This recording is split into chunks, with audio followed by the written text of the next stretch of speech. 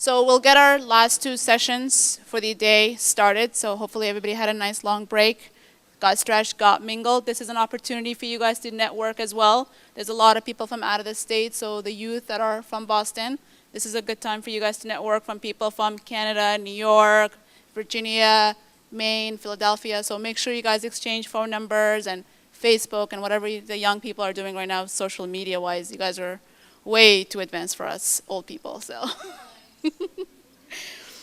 I consider myself old. Yes, yes.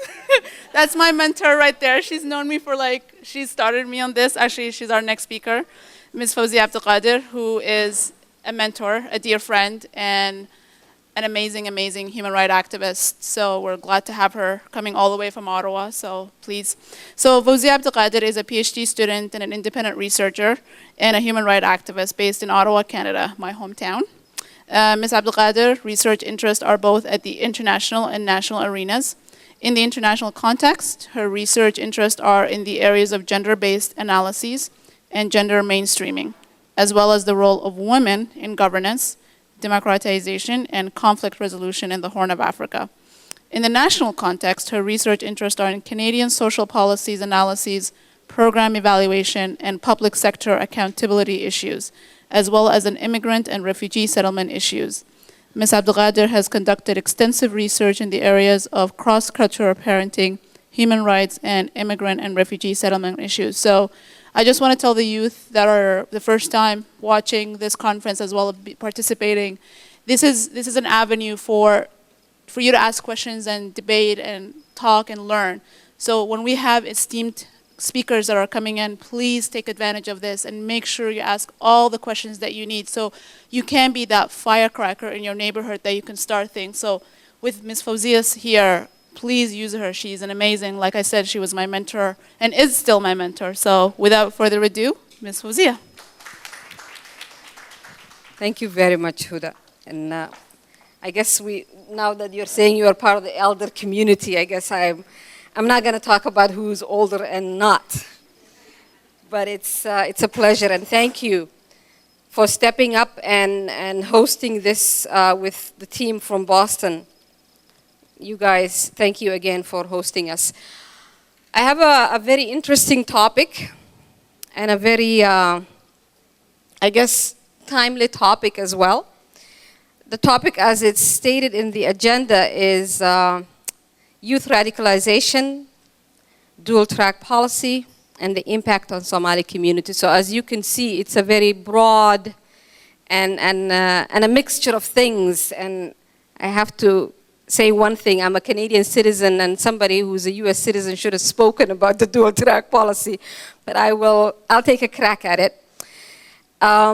For those of you who are online, please feel free to ask questions, provide comments. As Huda said, we are going to engage in a dialogue and exchange and debate issues. I will merely try and scratch the surface because there isn't enough time to do all that.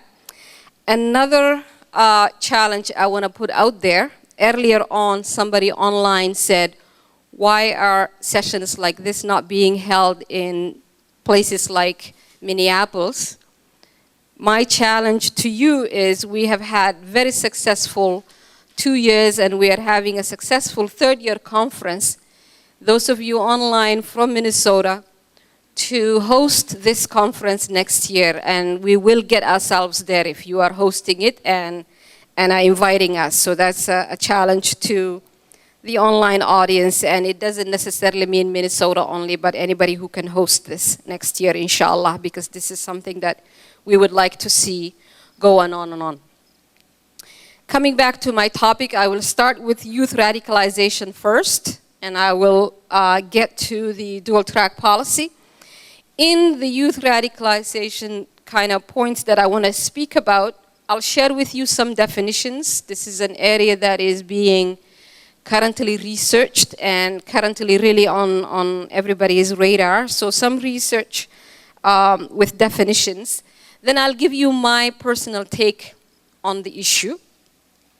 And then maybe share my thoughts on how we can tackle this new phenomenon. But first and foremost, what I am interested in is to engage you in a dialogue and a discussion. And somebody earlier on asked me, is it an issue? Is radicalization an issue? And you know, one could say yes, one could say no. But as a Somali community member in North America, of course, having only, even losing one child to that side of craziness is too many, but I don't think of all the challenges we are facing, this is gonna be at the top, like, oh my God, we have got a huge issue. It's not. So I wanna start with that premise. We have far much more challenging and difficult issues that this community is dealing with. But being here today and having been tasked to sort of touch on and share with you some of my understandings of this, that's why we are focusing on it. And as I said, even if we lose one kid to radicalism is one too many.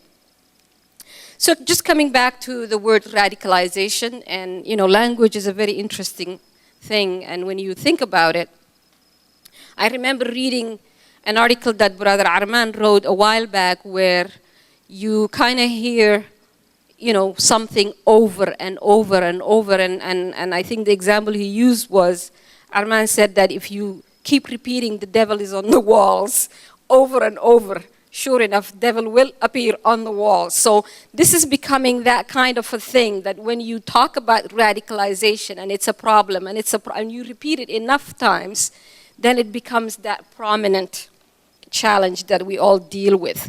So I want to say that it's not that big, but it has been repeated over and over.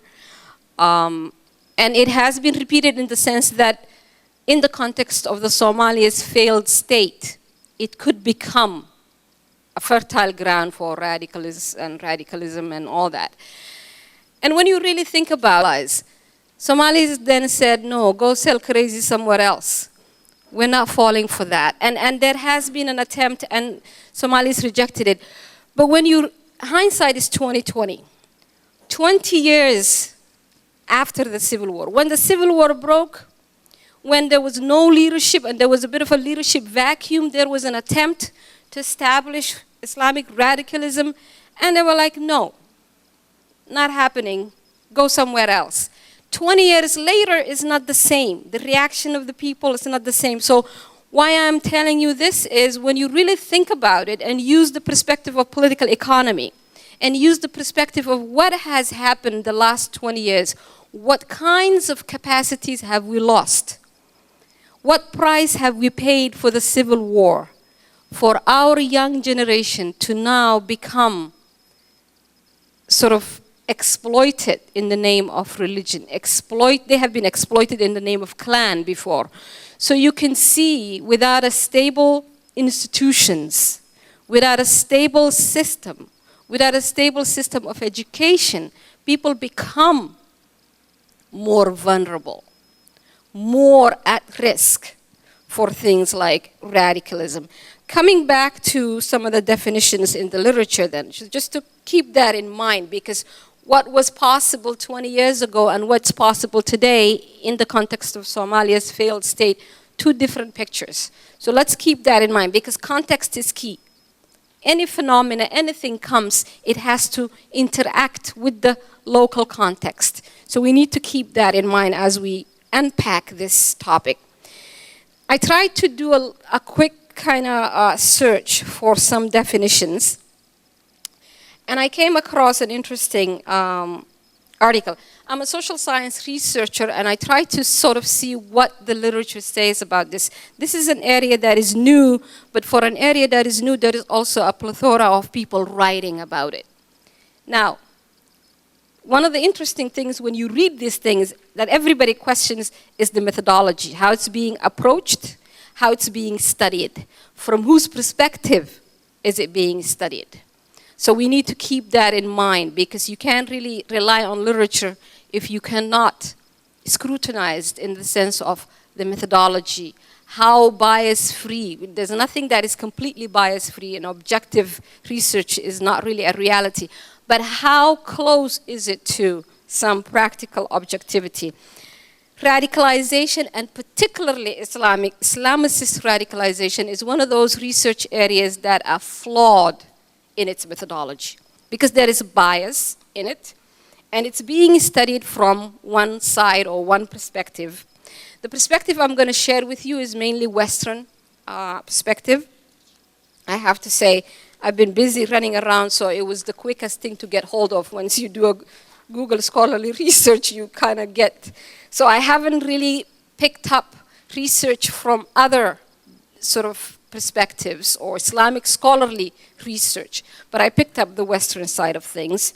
And I came across a study that was done, two studies that were done, and this one is 2009, they're both 2009, Netherlands Institute of International Relations, and its title is Islamicist Radicalization, a Root Cause Model.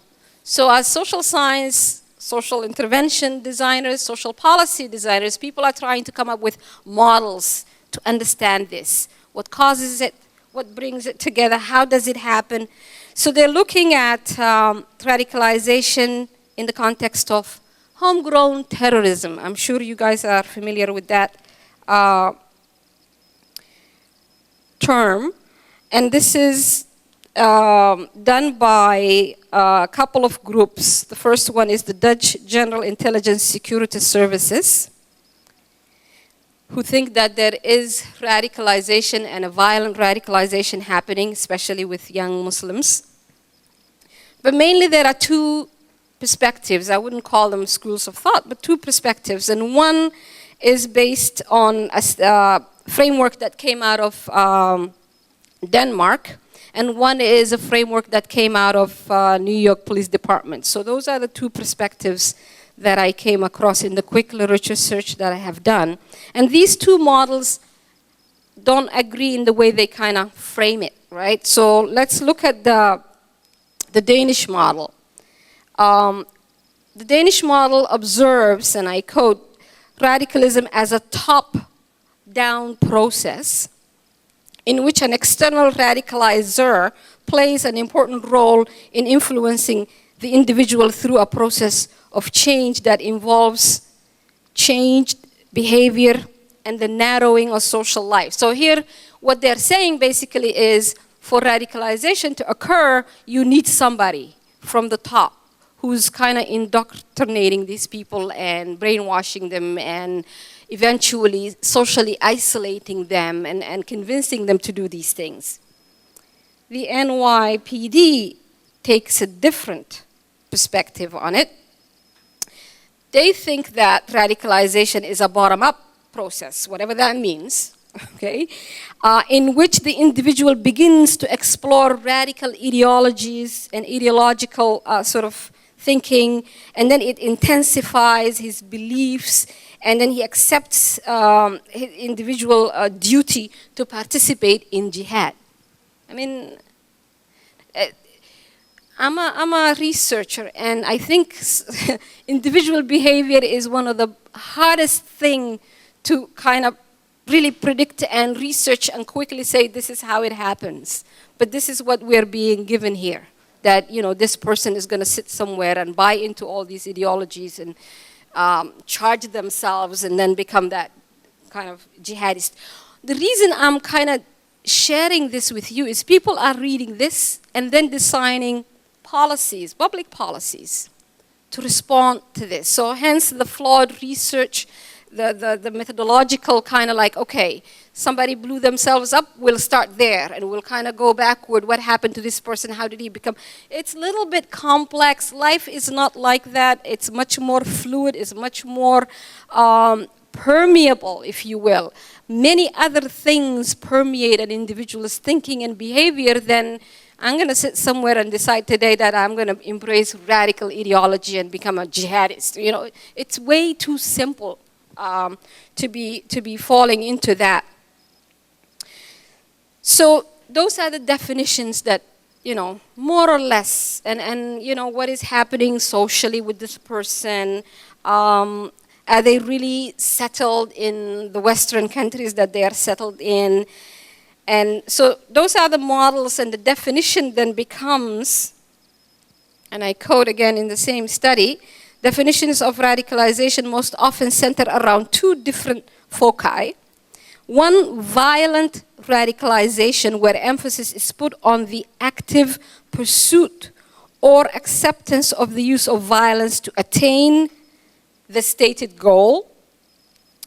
On a broader sense, this is the second perspective definition, on a broader sense of radicalization, where emphasis is placed on that active pursuit and far-reaching changes in society which may or may not constitute a danger to democracy and may or may not involve the threat of or use of violence to attain the staged goal. So here basically what they're saying is there is radicalization that entails active violence and one that is maybe not violent but still radical. Interesting caveats to take from all this.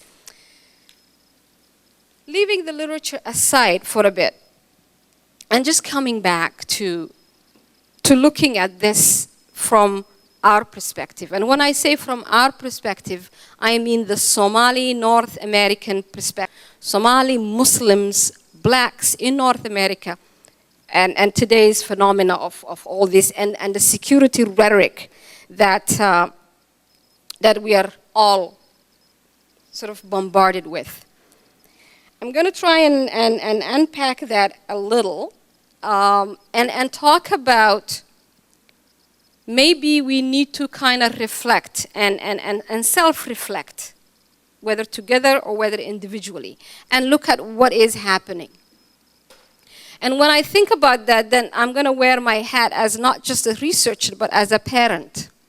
Okay, so these are the younger generations. These are the generations of my children that are being faced, in addition to racism and profiling and everything else. Now radicalization is also in the menu for the kids. So that, to me, as a parent, raises an antenna. And when I say I want to share with you my perspective, I want to share with you my perspective as a parent who does not want to lose my kid or any other kid to this craziness.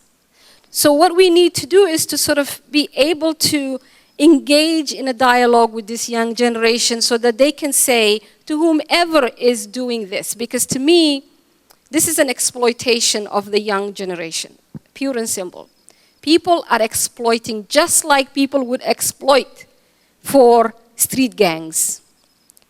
You live in a neighborhood, lower socioeconomic status, your child is in danger of being recruited by somebody who's older to become a part of their gang or to become their part of whatever it is that they're selling. So what we need to do then as parents, as young children who are not so young but can think for themselves, is to make sure that these kids are thinking and they have the exposure. So the first thing that I would say is we need education. And for those of you who are still doing your education and are young, you need to know one thing about education. It is an ongoing thing. It's not something that you go to school grade 1 to grade 12, you're done, you're finished. No. When we start at the age of 3 or 4, we learn literacy. We learn how to decode letters and sounds. And so you become literate in the sense of being able to read a printed word. There are cultures that are oral and do oracy. So the kid is socialized with oral sort of understanding, and their cognitive development develops orally. So it's not just the printed word that helps kids grow. But that, at that age, is just that. It's literacy. It's really being able to say sentences, make sure you use the right words in the right context. And that kind of goes on between kindergarten and maybe grade 3, 4, when you get into cognitive writing and writing skills. But by the age of grade 6, those of you who remember, by the age of grade 6, what you acquire is more than the decoding and the literacy skills. What you acquire is what is called functional literacy. Because a kid who is in grade 7 can function in society. They can, you know, sign their checkbooks if they had to, like, because they are literate. They can read, they can participate, they can decode information, they can process written information. So by grade 6, grade 7, you become functionally literate in the society. You finish high school with that kind of little bit broader functional literacy. It is higher education that gets you to become critically literate. So there are stages, right? So you become literate, you can read and write, you can spell words right, you can function in society. Post-secondary education gets you to critical thinking. It opens up your mind. You can engage in abstract ideas. So what we want, and what we want from education, is for the kids to sort of, when a crazy idea, radicalization or becoming a gang member or drug use or all those, to be able to think for themselves and critically say, I'm not buying that, go sell crazy somewhere else. For you to get that, you need to be nurtured, you need to be educated, you need to be supported. So sometimes when the foundation and the social support network, I work in the public health sector, and now we talk about health not just as the absence of disease, but we talk about the broader determinants of health, which means you could be disease-free, but because of where you work or where you live or what you can have or not have in terms of material can impact your health. So social determinants of health, social support networks make people more healthier than people who are isolated. If somebody is working in a workplace that is a good working place, not a toxic workplace, it impacts their health in a positive way. If you work in a place that is very difficult and very stressful, employment impacts your health. So it's not just, you know what, I'm drinking clean water, I'm eating clean food. Your health depends on a broader set of factors that are socioeconomic. And when we look at phenomena like radicalization, and when we look at it from our perspective, that is what I want you to think. What is in place or what is missing? You are in a society. You're interacting with institutions in Canada and the US. Those institutions, if the host country is a difficult country to be in, if you don't have a job, if you are not earning enough for your family, all those things impact your health as a parent, and then it impacts the family unit. So whatever dislocates you at a societal level further dislocates your family unit as well. So the dislocation then becomes layered. So as we unpack things like radicalization, it's not like we're all a bunch of crazy people and we want to be radicalized. There are things missing, maybe, okay? And this is my perspective, as I said, and I haven't really done a serious research on this, but just to think about it, engaging that young mind, educating it well, supporting that young mind until they can actually become critically analytical to sort of say, this is not making sense because of this. And they can rationalize their argument with whomever who's preying on them. And before I leave my perspective on radicalization, I want to also emphasize the political economy aspect, okay? Here there's a global movement, we cannot deny it. There's whatever they want to call themselves. There are people who are preying on young Muslims, okay? And recruiting them into some agenda, political agenda. It's not religion. Islam is about peace. Islam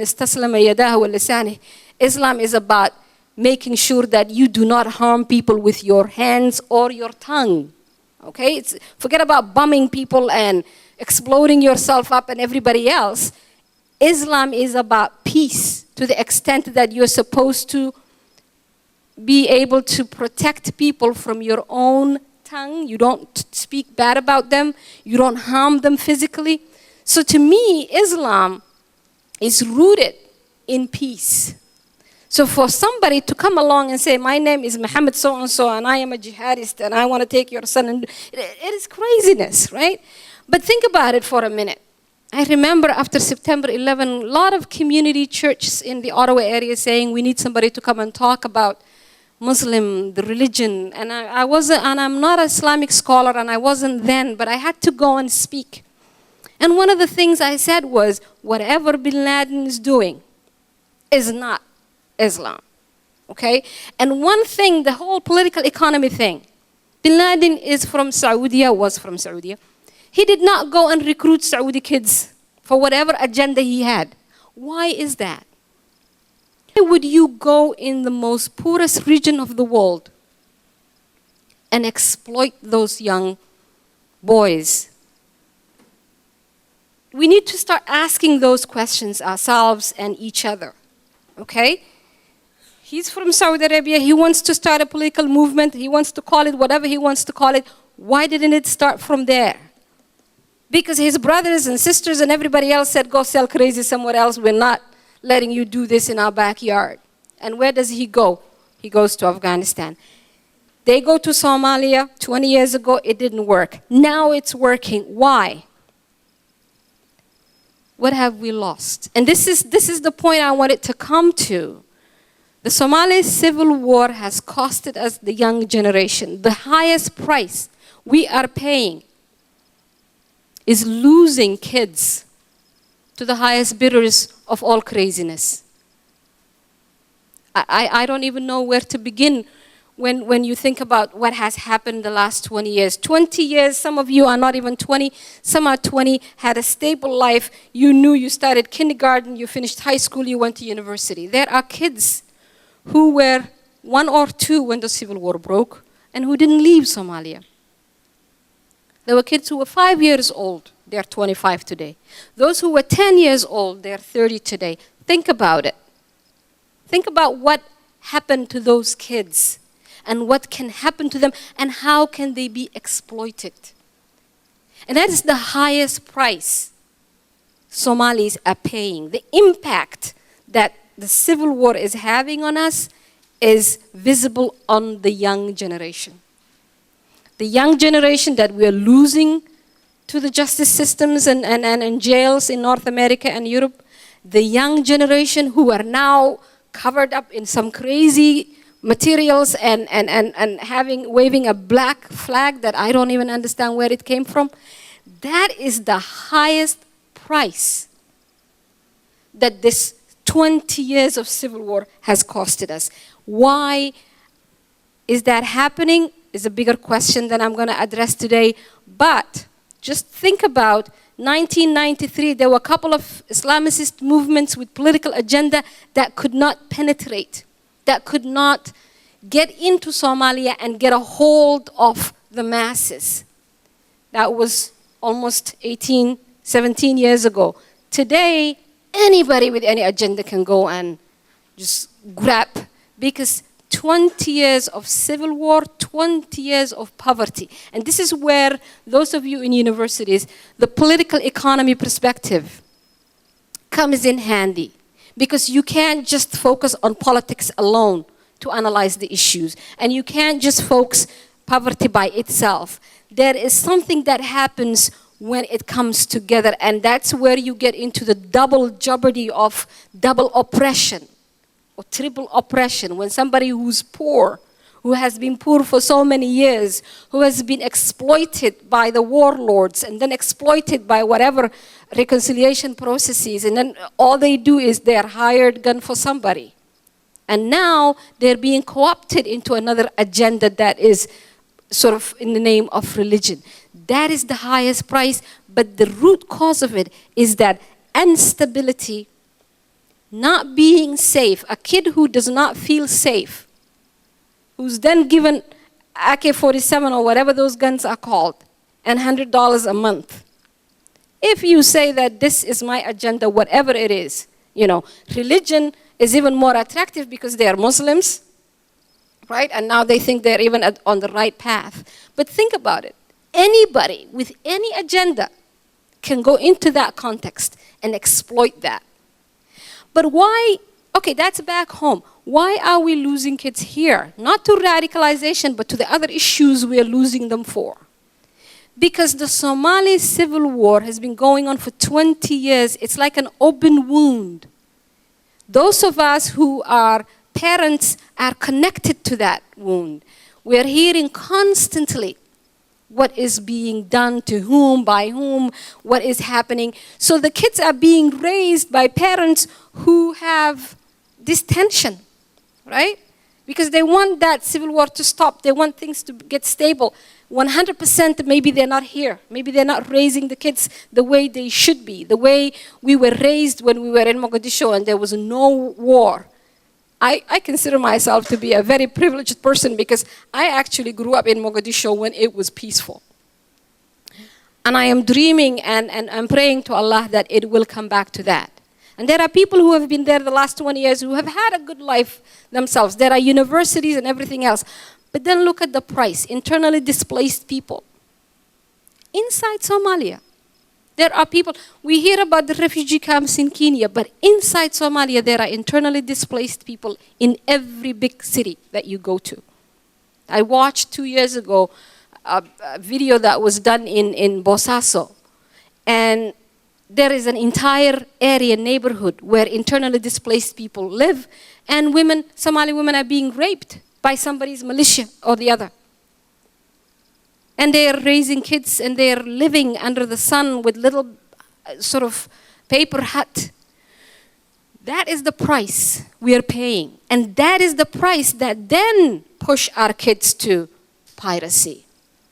I mean, there was a kid who got picked up as a pirate and came to be somewhere here in the US.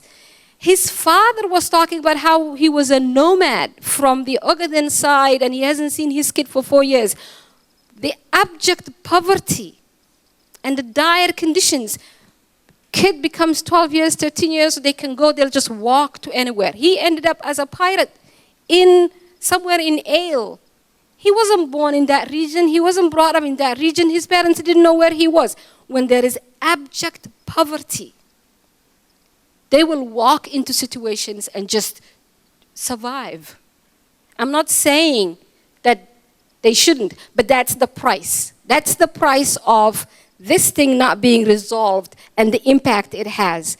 I digress, but it's all linked. So you can't just talk about Islamicist radicalization in this, little bit of a bubble in North America or Europe. There is much more far-reaching socioeconomic issues that have some fundamental things messed up. So, I'm going to say a little bit. I know I'm probably speak more than I did. So I'm going to leave for now. I'll come back to conclusion for the radicalization. But I want to say something about the dual track policy, and now it's even multiple track policy that the US is sort of dispensing towards Somalia. Before we do that, let's contextualize the nation state institutions, and how they are really, in essence, artificial processes. Men, women come together, make a contract. That's how a state is formed. There is no magic formula to state formation. We agree. I live in Canada. Everybody came from Europe. Everybody was there for a while doing business. And then they realized, as they were getting rich and rich, the public's sort of sewages and things were getting messed up and people were dying for public health emergencies. So they came together and they said, we need municipalities that regulate these things. Basically, that's how it starts. You come together and you say, what do we do about the collective interest? Because even if we are rich people, we still have a collective interest to safeguard. And that's how you kind of put the foundations for a nation state. So if you have that and it's in place, and it functions well, beautiful. When you don't have it and it doesn't work, and there's a total collapse of a state like the Somali case, but then you have a national community that knows the international regulation is states are dealt with in a one way. Non-state entities are dealt in another way. You are either an NGO or whatever, but they don't go together. So to come, and I think it's a bit of a hypocrisy, to come and say, oh, your state collapsed, you're still fighting, you're still in civil war. Maybe you need somebody to come and mediate, but we'll think about that. But here is what we will do. We'll try and talk to all the little administrations that you have formed, because we're trying to not understand what it is that you're doing. I say hypocrisy because while that is being dispensated, at the same time, everything is being ramped up at a state level and a regional level. So Somalia is now kind of sucked up into this Horn of Africa IGAD framework, African Union framework. So we were talking about not having a state, but we're talking about above the state frameworks. So we're creating more frameworks up there, but instead of helping Somalis create the nation level framework, we're saying, yeah, I know, but let's talk to the regional folks. So you need to be a member of IGAD, you need to be a member of AU, you need to be, but at the same time you don't have. So there's, for us to be really a functioning entity in these regional and continental and international community frameworks, what we need to do is put some things together and have a national entity first. So that nation state, and it's a state building actually, it's not a nation building. This idea of one nation, one people thing really got us into trouble. So it's not about nations, it's about a state, it's about institutions, it's about educational institutions, it's about health institutions, it's about business institutions and commerce, it's about regulating health, it's about regulating the safety of food, the safety of people. Institution development is what we need. So I sense a bit of a hypocrisy when I look at, and you'll have to take this with a grain of salt because I'm Canadian and this is American policy, so I can diss it, right? I can talk about it and hopefully not get in trouble. But seriously though, there is a bit of a hypocrisy there. If you're going to say nobody can come to the United Nations unless you're a state, and you know that we're having a bit of a trouble agreeing on who's going to represent us in the central state, rather than sending an honest, somewhat objective mediator, that's what we need. We need an honest broker, because when you have a conflict, you need somebody who's not partial to the conflict to come and mediate. And instead of having that, we're being thrown into all kinds of frameworks and all kinds of interventions and military intervention, maybe not. We are at a stage where now there is no peace to keep in Somalia, right? You need to get to the peace, to have peacekeeping forces. So it's like putting the horse before the cart. We have peacekeepers on the ground in Mogadishu, but they have been just given an adjustment to the international laws that govern peacekeeping, which is you can enforce peace. Do you know what that means? That the peacekeepers are supposed to stay there, you don't shoot, and you don't shoot, we're going to keep the peace. Instead, they can't do that because everybody is still sometimes shooting at each other in Somalia. Instead of keeping the peace, they're now going to enforce the peace. How do you enforce peace? By throwing more bombs at people. So basically, the African Union forces have been given, in my words, a license to kill Somali civilians, and it's not fair. It is not fair. There needs to be first the peace in hand to be kept. So that's another hypocrisy, and somewhat diluting the standards. There are international standards for peacekeepers. Somalia became a phenomenon that nobody can understand or solve. Somalis have become really difficult people, and we need to own that. We need to own the fact that we are the one who started the civil war and is still in it, in some form or other. So I'm not blaming everybody else. Don't get me wrong. Somalis brought this. Somalis made the mess. They started the mess, and they refused to get out of the mess. What happens then is international standards and laws are going to be adjusted, basically diluted, so that you can be contained and you can be kept where you are. So this dual track policy then becomes an I don't know what to call it, but an approach to kind of declare every little administration out there in Somalia to now become in business with the State Department and sell and broker information. Because really and truly, you know, State Department, what is it interested is in how to understand what's going on the ground, really. So talk to me, I'll talk to you. You are an administration from whatever little village you want to administer. Give me some information, how many radicals are in your court, how many, you know, who are you suspecting? So it becomes basically brokering and selling information. It doesn't really do much for the masses who really need this to be resolved. The other level of hypocrisy is if you're going to kind of create all these dual track policies, does that really mean that then you will actually recognize some of the regional administrations who have done some level of maybe good work? No, we're not going to do that.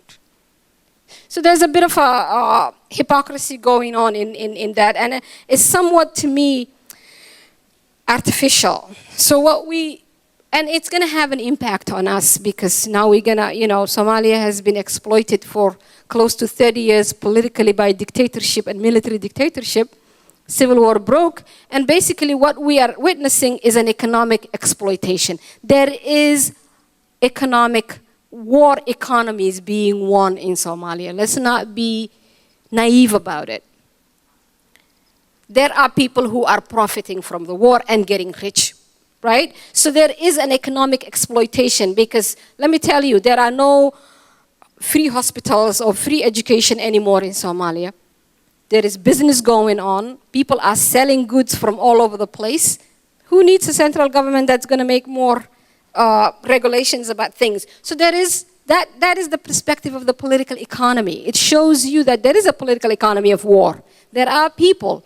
So every time, as critical thinking people in universities, every time you see something happen, whether it's back home or here, the question you need to ask is, who is losing in this process? And who is winning?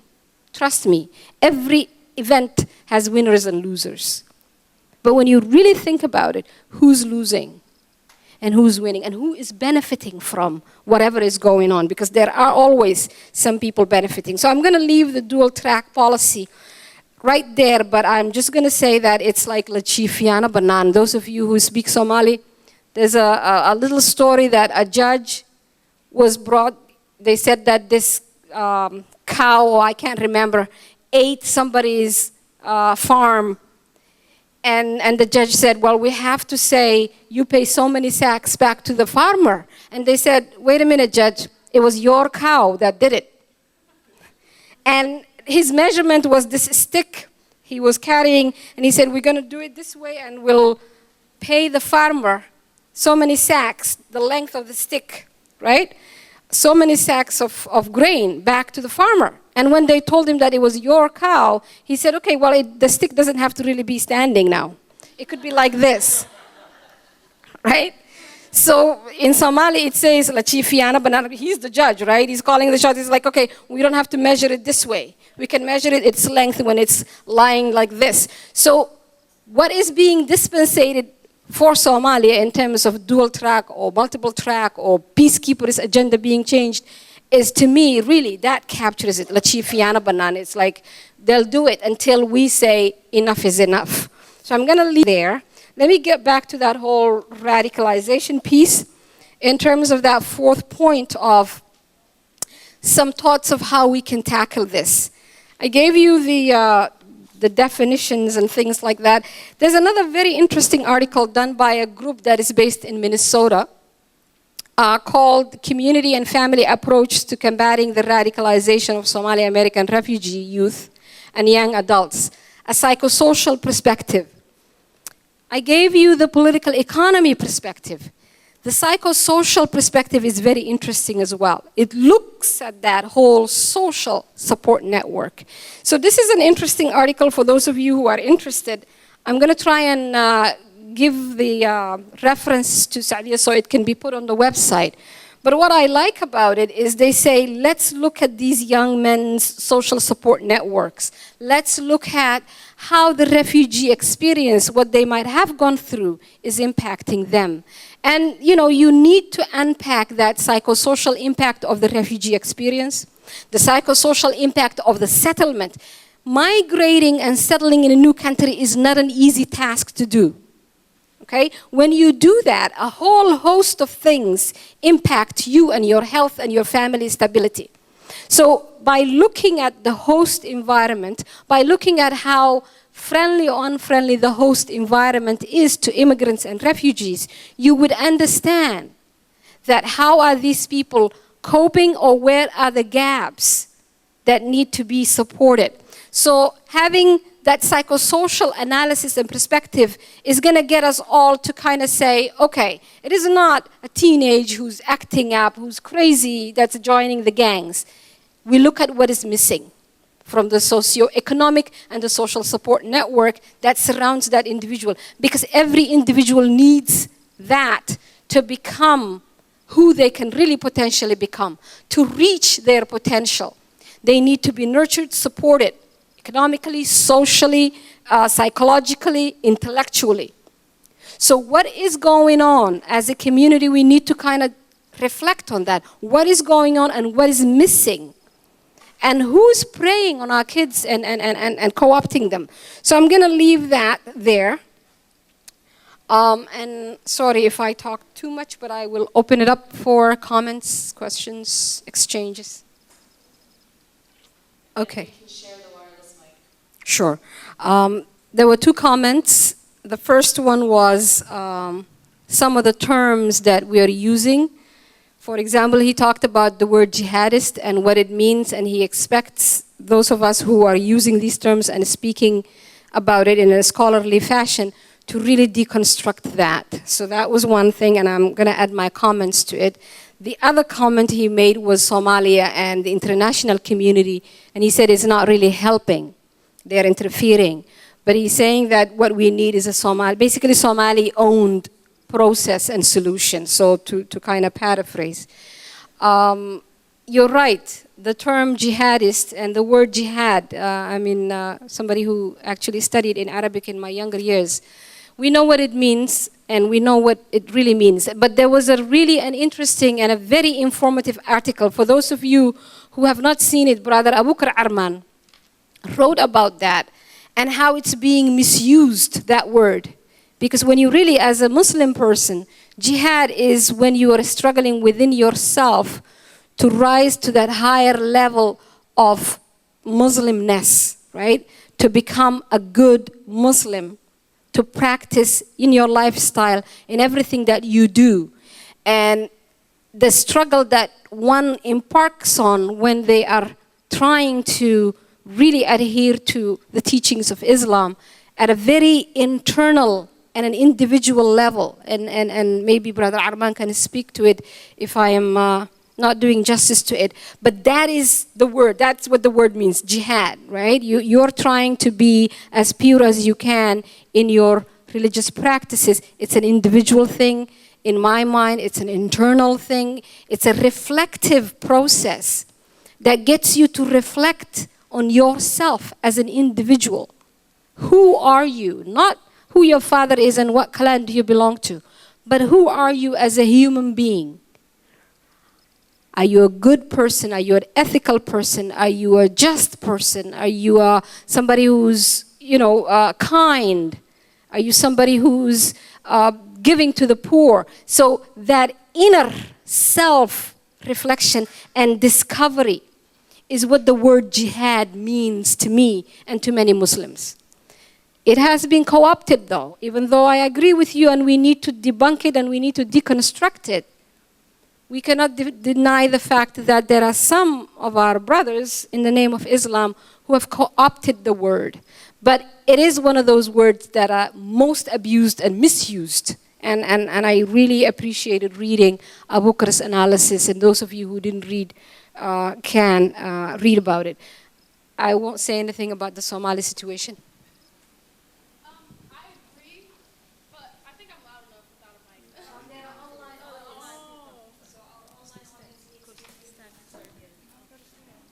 a mic. I agree, but then I disagree with just one comment with what he said about Somali people and how others are interfering. I don't think they're trying to interfere. I really think they're trying to help us, but us being Somali people, how we don't like outside people like that. even though it's an old Somali tradition and like we really don't like outside people, but I think that if they were open to have people help, because they thinking we're trying to harm, but they're really trying to help. So if they really actually open their arms and let people try to help, the problem would have been solved years ago. First of all, like, we see a lot of negative sides about being a Muslim or being Somali. The thing is, though, being Muslims around the country, around the world, that we're not standing up for defending what our beliefs and our principles are. And by not doing exactly that, we're agreeing on whoever is terrorist or whoever is bad talking about our culture. We're letting them win. And we should blame them as well as us too, because we're not taking a stand against it. At the same time, we are disagreeing whatever they're saying, but their actions are showing the world that that's exactly what Islam is, even though it's not. And I didn't see any imams who know more about what it's like to be a Muslim standing up for it.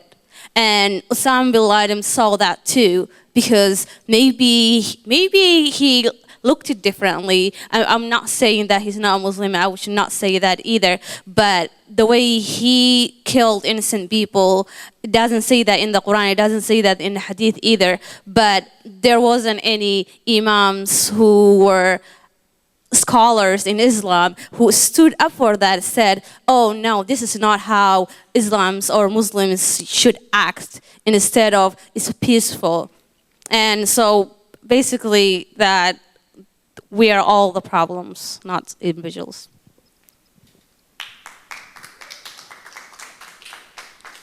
Thank you, Shadia. How old were you in 2001? Were you even born then? There were people who spoke out about it. Maybe you didn't hear it, but there are. This generalization of nobody said anything is a little bit, yeah, you maybe didn't hear about it? But still now. Can we allow that? Maybe you didn't hear about it? Okay. Fair enough. It wasn't loud enough, it didn't reach you, but there were some voices that actually. Could be, yeah.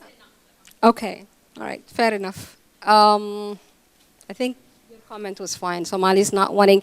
As just a caution, let's not make Somalis into this one little tiny homogeneous unit that we all know, that they do things together, and it's a bit simplifying it. So let's not generalize it that much, but I agree with you, Somalis are not.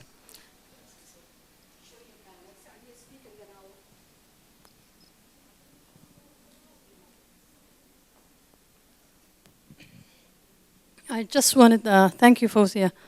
I just wanted to address the issue that the Muslims are not speaking enough against what's taking place or what Osama has done. If you really look through and study, you'll find out the Muslims have spoken against what took place.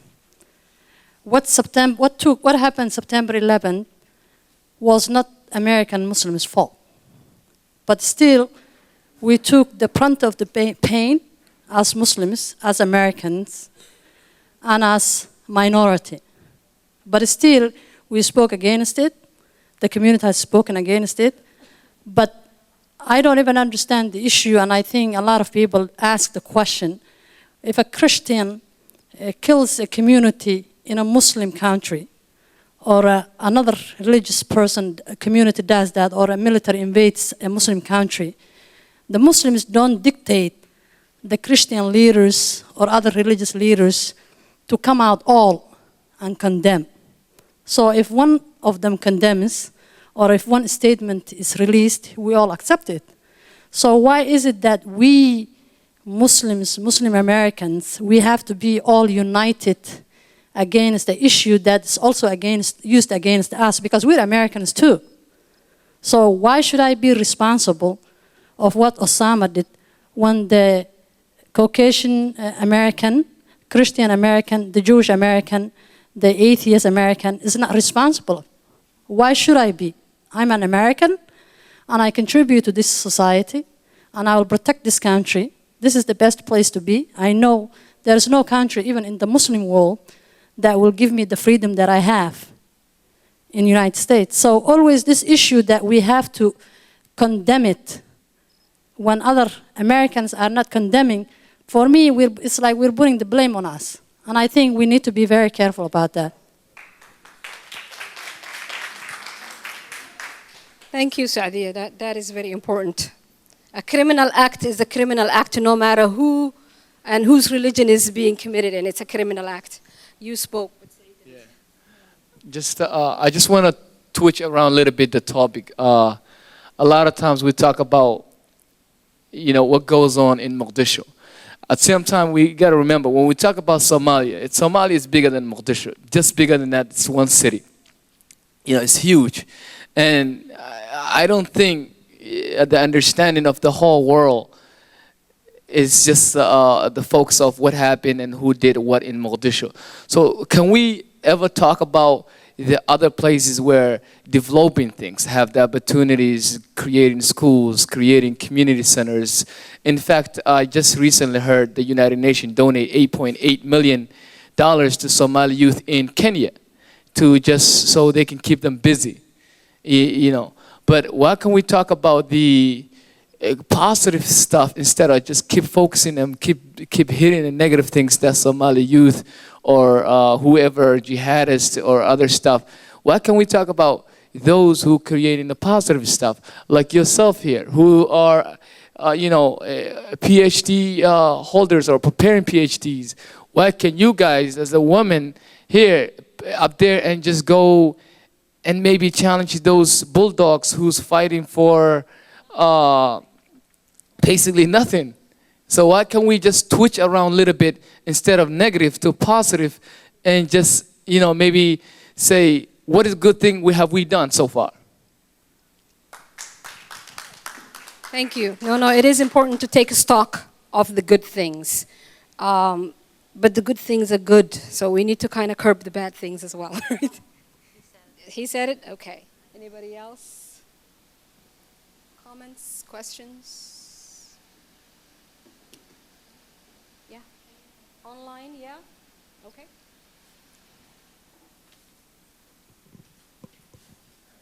I would just like to say that I agree with what everybody has been saying, but I would also like to say that when we look at how to approach Somalia and its conflict and its relationship with the rest of the world, I think it's very much important that we recognize that we are our greatest asset and our greatest enemy. And we need to recognize that this civil war is entirely our fault, and that the next conflict that we have is also probably going to be entirely our fault. But at the same time, we need to understand how global politics works, and that to blindly believe that the United States or Britain or any other government is going to is doing any partnership or aid to Somalia or any other country in our interest, I think is kind of naive. And they didn't go into Iraq or Afghanistan. They're not in Palestine and elsewhere to help them. They're in there for their own foreign policy. And I don't think that's a bad thing. It's the same thing that when we get our country back, that we should do the same thing to further our interests, that protect us. And that keeps us strong. So I think that's important to recognize. You can use that relationship. Thank you very much for that. Yeah, that is important. We are our own asset and we can be our own enemy. So keeping that in mind. I have comments to make about Somalia. We have a civil war for 22 years now, and it's always, the only thing we see on TV is like bad thing about Somalia. There's a lot of Somalis in all over Europe, all over the United States, that they are, good people, and they are doctors, lawyers, teachers, all kind of business like professionals. There are a lot of Somalis who are sports players for United States, representing U.S. There are Somalians who play soccer all over Europe, all over the United States. There are Somalians who are doing the good thing. And when you come across someone who thinks, bad things about Somali, it's our job to correct them, to tell them that we are, regular American person, that we volunteer, we give our time, we help it. It's not about, bad things about Somalia. So it's everybody here tonight, their job to stand up for Somali people and, correct the person who thinks that we are bad people, So thank you.